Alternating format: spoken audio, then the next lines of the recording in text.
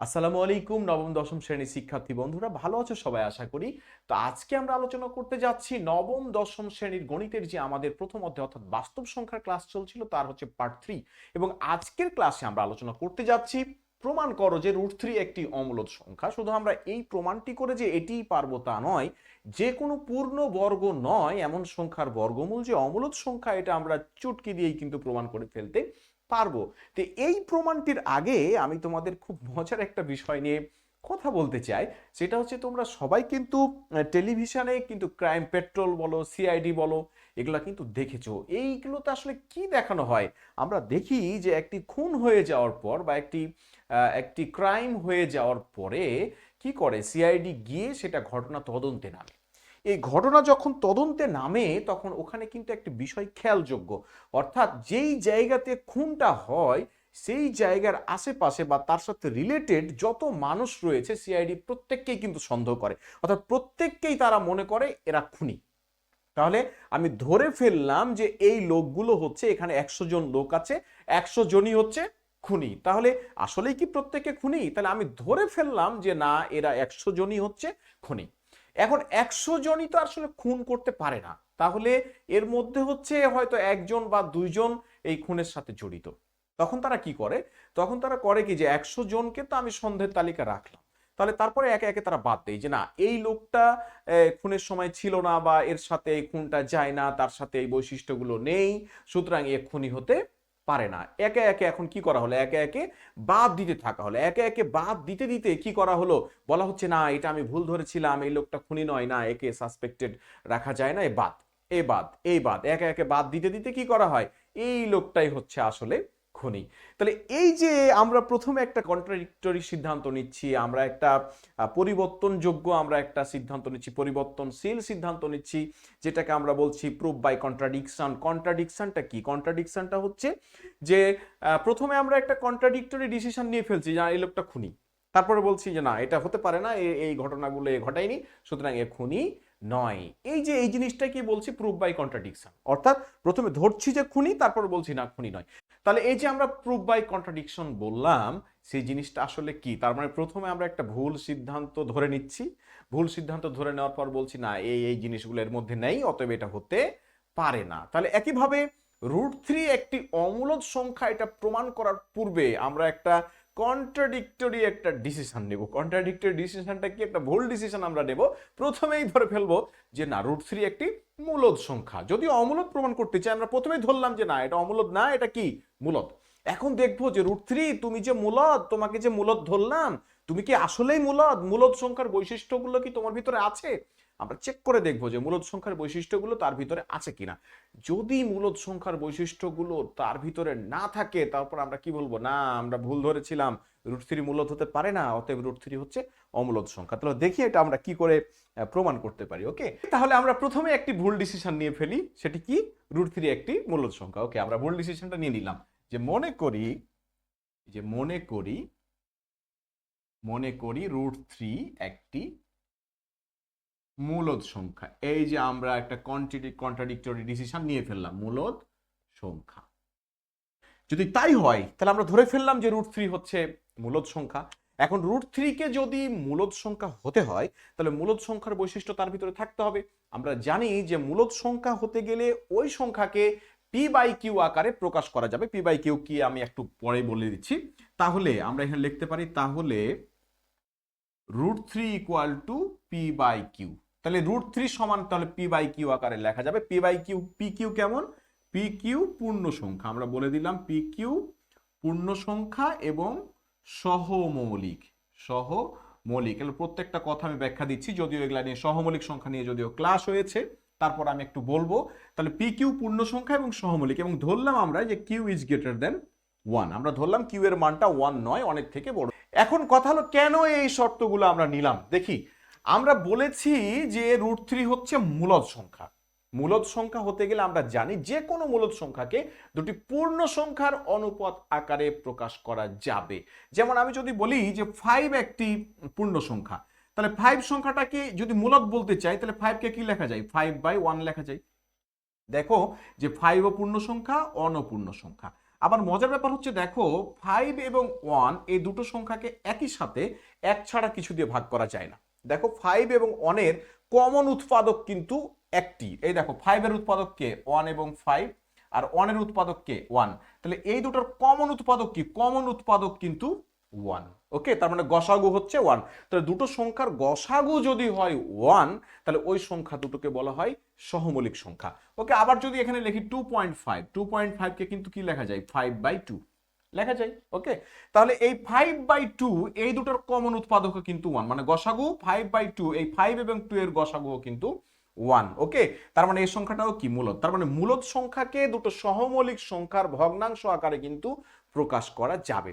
সেক্ষেত্রে নিচে 1 থাকলেও কিন্তু চলবে, কিন্তু আমরা এখানে ধরে নিচ্ছি যে নিচে 1 আমরা রাখছি না। ঠিক আছে, কারণ নিচে 1 রাখতে গেলে যে ঝামেলাটা হয় সেটা হচ্ছে যে নিচে 1 দিয়ে ভাগ করলে উপরে যা আছে তাই থেকে যায়।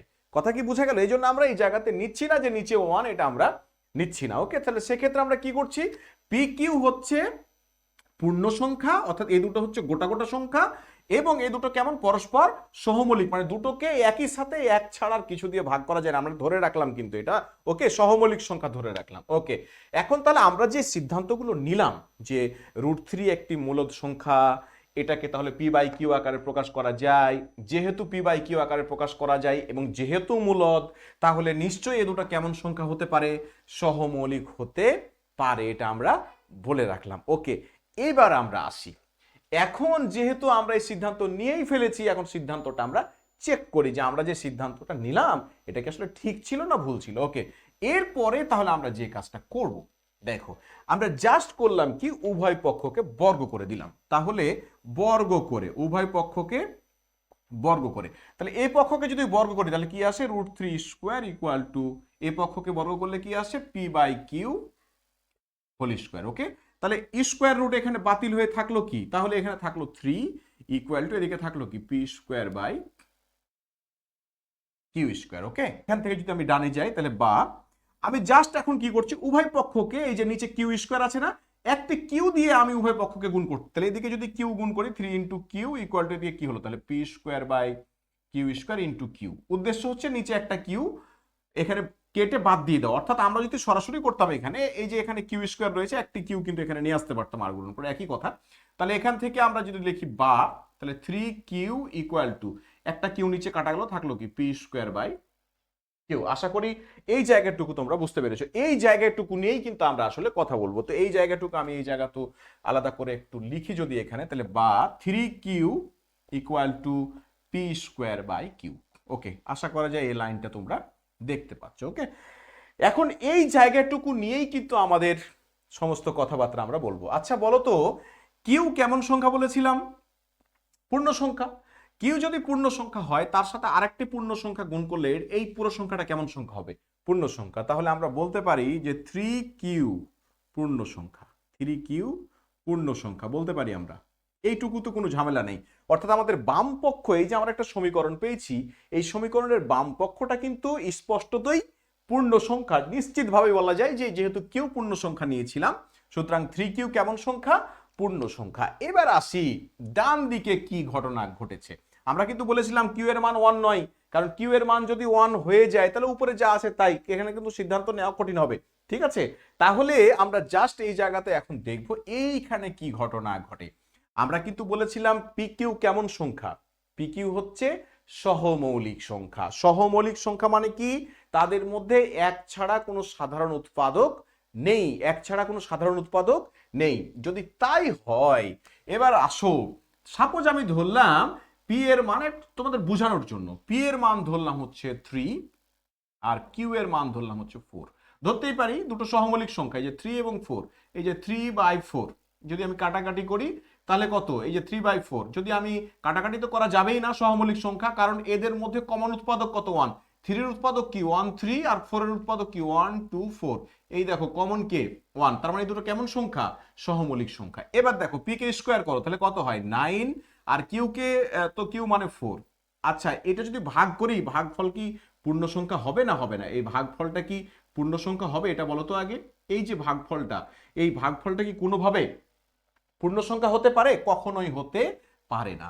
তার মানে আমরা কি দেখলাম, যদি পি কিউ সহমৌলিক সংখ্যা হয় তাহলে পি স্কয়ার বাই কিউ এটা কি কোনোভাবেই কি পূর্ণ সংখ্যা হতে পারে? কিন্তু এই সমীকরণের বাম পক্ষ আমরা কি পেয়েছিলাম, পূর্ণ সংখ্যা, কিন্তু ডান পক্ষে কি আমরা পূর্ণ সংখ্যা পাচ্ছি না। তাহলে আমরা যদি এখন বলি কিন্তু এই যে পি থ্রি কিউ পূর্ণ সংখ্যা, কিন্তু কিন্তু পি স্কয়ার বাই কিউ পূর্ণ সংখ্যা নয়। কারণ কেন পূর্ণ সংখ্যা নয়, আমরা কারণটা এখানে লিখে দিচ্ছি। কারণ পি কিউ সহমৌলিক সংখ্যা। এই যে আমরা কিন্তু বলেছিলাম যে পি কিউ যেহেতু সহমৌলিক সংখ্যা, এই দুটোকে ভাগ করলে, উপরেরটাকে স্কোয়ার করে ভাগ করলেও কিন্তু পূর্ণ সংখ্যা হতে পারে না। ওকে, তাহলে পি কিউ যেহেতু সহমৌলিক সংখ্যা ছিল আর কিউ ইজ গ্রেটার দেন কি ছিল, কিউ ইজ গ্রেটার দেন 1 ছিল। কিউ এর মান 1 হলে কিন্তু উপরেরটা পূর্ণ সংখ্যা হলে কিন্তু পূর্ণ সংখ্যা চলে আসবে। এজন্য আমরা কিউ এর মানটা নিয়েছিলাম অনেক থেকে বড়। ওকে, তাহলে এখন কি তাহলে আমরা বলতে পারি, অতএব এই জায়গাতে আমি একটু লিখি, এই জায়গাতে তাহলে অতএব আমি কি লিখতে পারি, অতএব 3q is not equal to P square by Q. অর্থাৎ আমরা যে হিসাবটা করছিলাম যে 3q এবং পি স্কয়ার কিউ সমান, এটা সমান হতে পারে না। এখন কি তাহলে আমরা বলতে পারি না যে আমরা যে সিদ্ধান্ত নিয়েছিলাম সেই সিদ্ধান্তটা আসলে কি ছিল, সেই সিদ্ধান্তটা আসলেই ভুল ছিল। তাহলে এখন আমরা বলে দিতে পারি অতএব √3 মূলদ সংখ্যা হতে পারে না। ওকে, মূলদ সংখ্যা হতে পারে না। অতএব √3 একটি অমূলদ সংখ্যা। এই √3 একটি অমূলদ সংখ্যা। ওকে, আশা করা যায় এই বিষয়টা আমরা বুঝতে পেরেছি। তাহলে একইভাবে তোমাকে যদি এখন √5 বলে, √7 বলে, √2 বলে, সবগুলোই কি তুমি করতে পারবে না? এখন যদি তোমাকে √5 হিসাব করতে বলে, আমি যদি একটু বলি তোমাকে হয়তো বললো যে প্রমাণ করো যে √5 একটি অমূলদ সংখ্যা। তুমি কি করবে, প্রথমে ধরবে যে √5 হচ্ছে মূলদ, √5 সমান কি করবে, পি বাই কিউ।